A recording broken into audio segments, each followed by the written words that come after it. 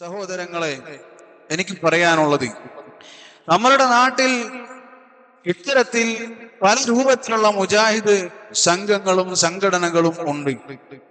മുജാഹിദ് പ്രസ്ഥാനം ഏകദേശം 100ഓളം വർഷമായി നമ്മളുടെ നാട്ടിൽ ദഅവത്തിന്റെ കാര്യങ്ങൾ നടത്തുന്നു, തൗഹീദിലേക്ക് ക്ഷണിക്കുന്നു എന്ന് നമുക്കറിയാം. അതിൽ നിന്നും പല നിലക്കുള്ള അവാന്തര വിഭാഗങ്ങളും ഉണ്ടായി. പല നിലക്കും അവർ ഭിന്നിക്കുകയും പല പുത്തൻ ആശയങ്ങളും അവരുടെ തുടക്കത്തിലും ഒടുക്കത്തിലും എന്ന നിലക്ക് പല രൂപത്തിൽ അത് ഉണ്ടായിട്ടുണ്ട്. അത് നിഷേധിക്കാൻ നമുക്കാവുകയില്ല. പല ആളുകളും ഉണ്ടായിട്ടുണ്ട്.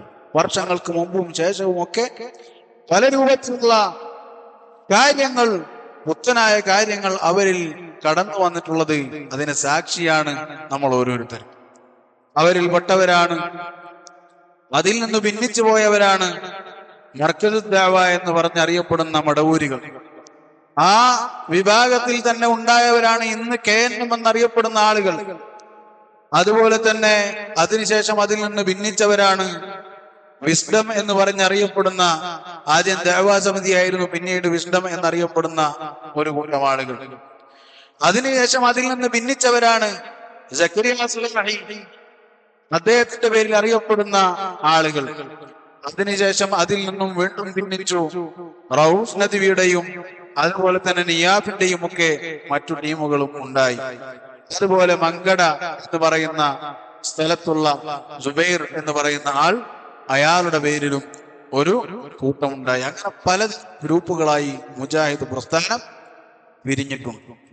അവർക്കിടയിൽ നിന്നും അഹ്ലുസുന്നത്ത് വൽ ജമാഅത്തിന്റെ വ്യതിരിക്തത എന്താണ് എന്ത് ചെയ്യേണ്ടതുണ്ട്, നമ്മൾ മനസ്സിലാക്കേണ്ടതുണ്ട്. അഹ്ലുസുന്നത്ത് വൽ ജമാഅത്തിന്റെ വ്യതിരിക്തത ആളുകൾ മനസ്സിലാക്കുന്നതിലേക്ക് അവരുടെ കണ്ണുകളിൽ പൊടിയിടാനുള്ള ചില തുറുപ്പ് അല്ലെങ്കിൽ കുരുട്ട് വഴികൾ മാത്രമാണ് ഇത്തരം ആരോപണങ്ങളെന്ന് മനസ്സിലാക്കിയ ഒരുപാട് യുവാക്കൾ, ഒരുപാട് മുഅ്മിനീങ്ങൾ അൽഹംദുലില്ലാഹ് ഇത്തരം പ്രസ്ഥാനങ്ങളിൽ നിന്ന് മാറി നിൽക്കുകയും അഹ്ലുസുന്നത്ത് വൽ ജമാഅത്തിന്റെ പാതയിലേക്ക് കടന്നു വരികയും ചെയ്തിട്ടുണ്ട്. എന്താണ് അടിസ്ഥാനപരമായി, അല്ലെങ്കിൽ തുടക്കത്തിന്റെ വിഷയത്തിൽ പറയുകയാണെങ്കിൽ, മറ്റു ഈ പറയപ്പെട്ട സംഘങ്ങളും നിങ്ങളെക്കാൾ ദമ്മാനും മഞ്ചേരി ഒക്കെ പറഞ്ഞ് ആക്ഷേപിച്ചുകൊണ്ടിരിക്കുന്ന ആളുകളുടെയും ഒരു വ്യത്യാസം എന്താണ്? മുജാഹിദ് പ്രസ്ഥാനത്തിൽ നിന്നും പിളർന്നു പോന്നിട്ടുള്ള ഓരോരുത്തരും അവരൊരു പുതിയ പ്രസ്ഥാനങ്ങൾ ഉണ്ടാക്കി. മടവൂരി വിഭാഗം പുറത്തുപോയി. അവർ മർക്കസ് ദഅവയോ അല്ലെങ്കിൽ മടവൂരി എന്ന് പറയുന്ന പുതിയൊരു വിഭാഗം, മർക്കസ് ദഅവ എന്നോ അല്ലെങ്കിൽ NMK എന്നോ ജമാഅത്തുൽ മുജാഹിദീൻ കേരള എന്നോ ഒക്കെ പറഞ്ഞ് പ്രസ്ഥാനമുണ്ടാക്കുകയും അവർ പുതിയൊരു പ്രസ്ഥാനമായി മാറുകയും ചെയ്തു. പ്രൊഡക്ഷൻ 1921 കഴിഞ്ഞ് അതിനുശേഷം ഇങ്ങോട്ട് കടന്നു വന്ന് ഏകദേശം 2002 ആയപ്പോൾ ഒരു പിളർപ്പ് വളരുകയും അവർ പിളർന്ന് ഒരു വിഭാഗമാവുകയും ചെയ്തു. വീണ്ടും KNM മുന്നോട്ട് ചെല്ലുകയും 2012 അതിൽ നിന്നും ഒരു പിളർപ്പുണ്ടാവുകയും ഒരു ഭാഗം കേരള നദുവത്തുൽ മുജാഹിദീൻ എന്ന പേരിലായി പിളർന്നുകൊണ്ട് പോയി. എന്നിട്ട് ആ ദഅവാ സമിതി പിന്നീട് വിസ്ഡമായി. അതിനു മുമ്പ് തന്നെ അതിൽ നിന്നും വേറൊരാൾ പിളർന്നു പോയി. സക്കരിയ സുലൈഹി എന്ന് പറയുന്ന ഒരാൾ പിളർന്നു പോവുകയും അദ്ദേഹത്തിന്റെ കൂടെ കുറെ ആളുകൾ പോവുകയും ചെയ്തു. അങ്ങനെ മറ്റൊരു പിളർപ്പും ഉണ്ടായി. അങ്ങനെ ചില ആളുകൾ പിളരുകയും പ്രാദേശികമായി പല രൂപത്തിലുള്ള സംഘങ്ങളോ സംഘടനകളോ ഉണ്ടാക്കുകയും ചെയ്തുകൊണ്ടാണ് ഇത്രമാത്രം പിളർപ്പുകൾ ഉണ്ടായത്. എന്നാൽ അഹ്ലുസുന്നത്തി വൽ ജമാഅത്ത്, നിങ്ങൾ മഞ്ചേരി വിഭാഗം എന്ന് വിളിക്കുന്ന ഒരു സംവിധാനം ഒരിക്കലും ഏതെങ്കിലും പുതിയ സംഘടന ഉണ്ടാക്കാനോ പുതിയൊരു സംഘം ഉണ്ടാക്കാനോ ഇതുവരെ നിന്നിട്ടില്ല. അതിനർത്ഥം അവർക്ക് സംഘമില്ല എന്നല്ല, ഇതെല്ലാം ഒരു സംഘമാണ്. ഈ സംസാരം അൽഹംദുലില്ലാഹ് അല്ലാഹു സുബ്ഹാനഹു വ തആലയുടെ ഫദ്ല് കഴിഞ്ഞാൽ ഒരു സംഘത്തിന്റെ പ്രവർത്തനവും കൂടെ ഇതിനൊരു സബബാണ്.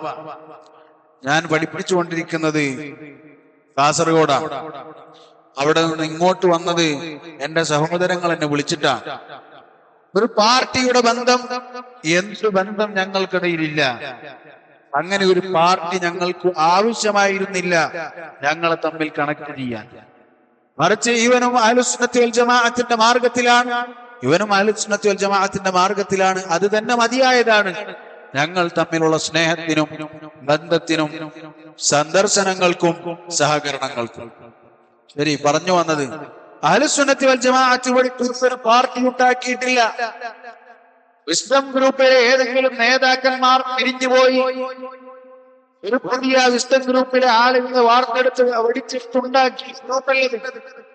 മറിച്ച് ഈ സംഘം, ഈ ചെറു സംഘം അഹ്ലുസുന്നത്തി വൽ ജമാഅത്തിന്റെ ഈ ഒരു കൂട്ടം അതിവിടെ ഉണ്ടായത് മുന്നേ ഉള്ള ഒരു കൂട്ടത്തിലേക്ക് അത് ചേർന്നു എന്നതാണ്. പുതിയതായി ഉണ്ടാക്കിയതല്ല.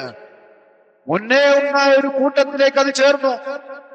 ലോകം മുഴുവനും പടർന്നു പന്തലിച്ച് കിടക്കുന്ന അഹ്ലുസുന്നത്തി വൽ ജമാഅത്തിന്റെ ദഅവത്ത് അത് ഏറ്റവും സുന്ദരമായി നടക്കുന്ന ഒരു നാട്ടിലേക്ക് അവർ കടന്നു പോവുകയും അവിടെ നിന്ന് അവർ അഹ്ലുസുന്നത്തി വൽ ജമാഅത്തിന്റെ ദഅവത്തിന്റെ അടിസ്ഥാനത്തിൽ യഥാർത്ഥ സുന്നത്ത് കറകളഞ്ഞ രൂപത്തിൽ പഠിപ്പിക്കുന്ന സംവിധാനങ്ങളുള്ള, ഇവിടെ കറകളഞ്ഞ സുന്നത്ത് പഠിപ്പിക്കുന്ന സ്ഥലങ്ങളില്ല എന്നല്ലേ പറഞ്ഞിട്ട്, ഇത് പഠിപ്പിക്കാൻ കൃത്യമായ സംവിധാനങ്ങളുള്ള റസൂലുള്ളാഹി സ്വല്ലല്ലാഹു അലൈഹി വസല്ലമയുടെ കാലം മുതലേ സുന്നത്തിന്റെ ഉലമാക്കൾ ഇമാമിയങ്ങൾ സ്വീകരിച്ചു വരുന്ന ആ നിലപാടിൽ പഠിക്കുവാൻ അവസരം ലഭിച്ചപ്പോൾ ഇവിടെ നിന്നും സമസ്തയിൽ നിന്നും മാറിയവർ അവിടേക്ക് പോയി. മുജാഹിദിൽ നിന്നും സത്യം മനസ്സിലാക്കിയ പല ആളുകളും ഉണ്ടായിരുന്നു, അവരവിടേക്ക് പോയി. പുതിയതായി മുസ്ലിങ്ങളായി വന്ന പലരും ഉണ്ടായി, അവരവിടേക്ക് പോയി. പലരും ഉണ്ടായി.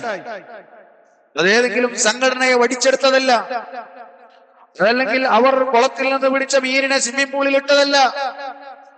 മറിച്ച് അഹ്ലുസുന്നത്തി വൽ ജമാഅ അവരുടെ ദഅവത്ത് കൃത്യമായി നടക്കുന്ന സ്ഥലത്തേക്ക് സത്യം ആഗ്രഹിച്ചവർ കടന്നു, അവർ പഠിക്കാൻ ആരംഭിച്ചു. ഞാൻ സംസാരിക്കുന്ന ഇയാൾ എന്റെ വെല്ലുവിളി മുതൽ മുജാഹിദാണ്. മുജാഹിദ് സംഘടനയിൽ വന്ന് പ്രവർത്തിക്കുന്ന ആളുകളാണ്. എന്റെ വല്യപ്പ പള്ളി പ്രസിഡന്റ് ആയിരുന്നു. അവിടുത്തെ മുജാഹിദ് പള്ളി പ്രസിഡന്റ് ആയിരുന്നു എന്റെ വല്യപ്പ. മരണപ്പെട്ടു പോയി റഹിമഹുല്ലാഹ്. അതുപോലെ തന്നെ എന്റെ വാപ്പയുടെ പിതാവും അതുപോലെ തന്നെ, ഉമ്മയുടെ പിതാവും വാപ്പയുടെ പിതാവും അങ്ങനെ തന്നെ. കുടുംബം, രണ്ടു കുടുംബവും മുജാഹിദ് ഫാമിലിയാണ്. എന്റെ ഉമ്മ വാപ്പ അവരൊക്കെ മുജാഹിദ് ഫാമിലിയാണ്. ഞാൻ പഠിച്ചത് മുജാഹിദ് കോളേജുകളിലാണ്. ഞാൻ അറബി കോളേജിൽ പഠിക്കുമ്പോൾ മുസ്ലിം അല്ലാത്ത ആളുകൾ ഇന്ന് ബൈഖൂനിയെ നമുക്ക് പഠിപ്പിച്ചു തരിക. അതുപോലെ തന്നെ ഉസൂല് നമ്മളെ പഠിപ്പിക്കുകയാണ്, ഗ്രന്ഥങ്ങൾ തർജ്ജമ ചെയ്യുകയാണ്. അതൊന്നും ഇവിടെ നിന്നത് കൊണ്ടല്ല, ഏതെങ്കിലും അവിടുത്തെ ഏതെങ്കിലും കക്ഷിയിൽ, അതായത് കേരളത്തിൽ ഉണ്ടാക്കപ്പെട്ട ഒരു സംഘടനയിലോ കക്ഷിയിലോ ചേർന്നത് കൊണ്ടല്ല, മറിച്ച് മുന്നേ ഉള്ള ഒരു കക്ഷിയിലേക്ക് ചേർന്നത് കൊണ്ടാണ്. അല്ലാഹു സുബ്ഹാനഹു വ തആലയുടെ ഫദ്ലിന് ശേഷം മുന്നേ ഉള്ളതാണത്. അതായത് റസൂലുള്ളാഹി സ്വല്ലല്ലാഹു അലൈഹി വസല്ലമയുടെ കാലം മുതൽ ഇങ്ങോട്ട് ഒരിക്കലും നിലച്ചിട്ടില്ലാത്ത ഒരു കക്ഷി ലോകത്ത് ജീവിച്ചിരിക്കുന്നുണ്ട്, ഇന്നും ജീവിച്ചിരിക്കുന്നുണ്ട്. അല്ലാഹുവിന്റെ റസൂൽ സ്വല്ലല്ലാഹു അലൈഹി വസല്ലമ പറഞ്ഞതുപോലെ, എന്റെ ഉമ്മത്തിൽ ലാ തസാലു ത്വായിഫത്തു മിൻ ഉമ്മത്തി അലൽ ഹഖ് ബാഹിരീൻ, എന്റെ ഉമ്മത്തിൽ സത്യത്തിൽ പ്രകടമായി നിലനിൽക്കുന്ന ഒരു വിഭാഗം അത്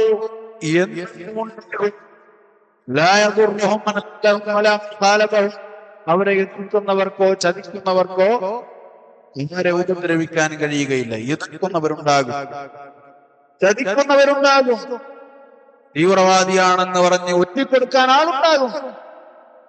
അൽഹംദുലില്ലാഹ്, അഹ്ലുസുന്നത്തി വൽ ജമാഅത്തിന്റെ ദഅവത്ത് അതെന്ത് ചെയ്യുന്നു?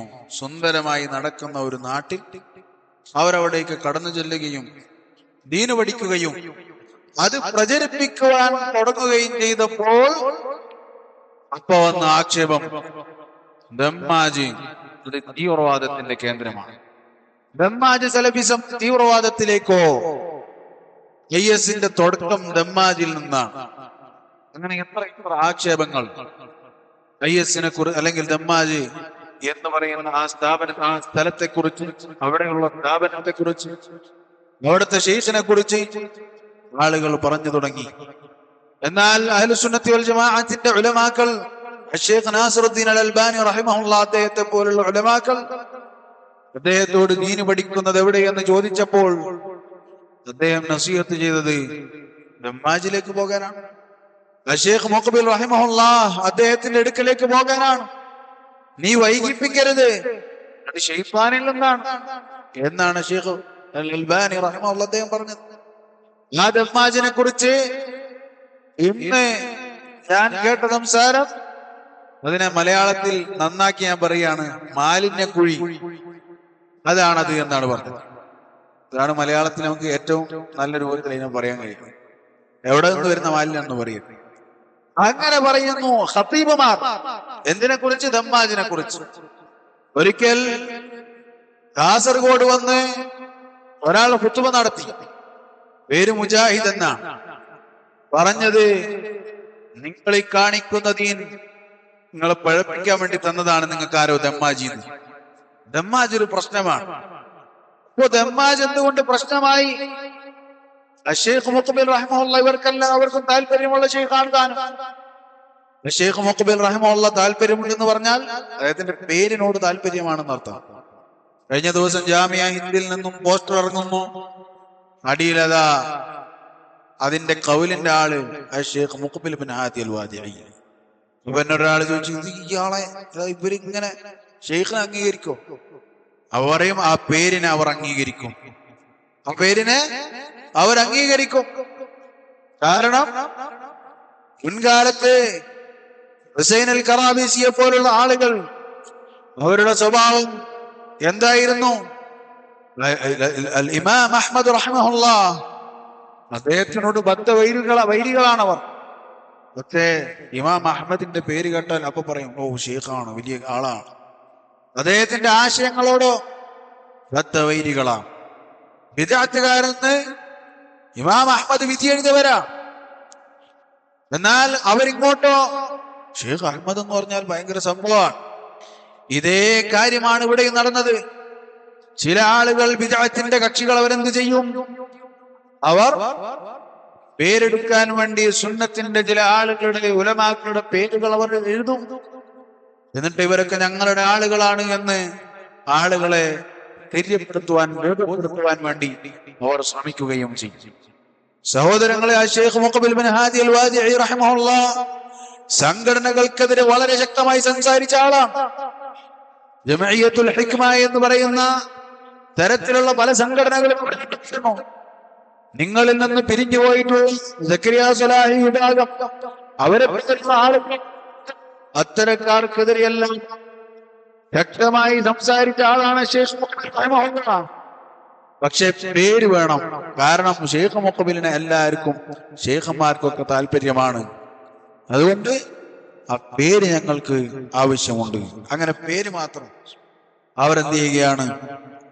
അവർ ഏറ്റെടുത്തു. സഹോദരങ്ങളെ, അപ്പോൾ ചില തെറ്റിദ്ധാരണകൾ നമ്മളെ സംബന്ധിച്ച് നാടുകളിൽ ചെലുത്തുന്ന ചില തെറ്റിദ്ധാരണകളിൽ ഒന്നാണ് തീവ്രവാദം എന്ന് പറയുന്നത്.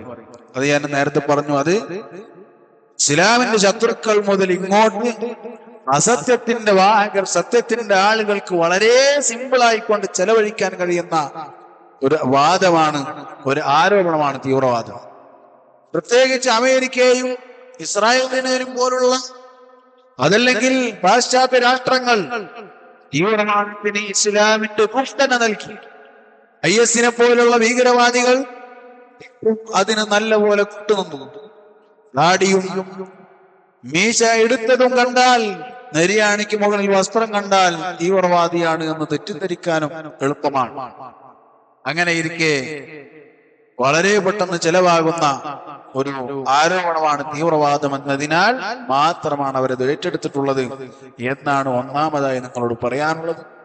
ഞങ്ങളെ തീവ്രവാദി എന്ന് വിളിക്കുന്നവർ അവർ തന്നെ തീവ്രവാദി എന്ന് വിളിക്കപ്പെടുന്നതിന്റെ പേരിൽ നാടൊട്ടുക്ക് കരഞ്ഞു നടക്കുന്നവരാണ് എന്നതാണ് എനിക്ക് ഈ വിഷയത്തിൽ പറയാനുള്ളത്. സഹോദരങ്ങളെ, എനിക്ക് പറയാനുള്ളത്,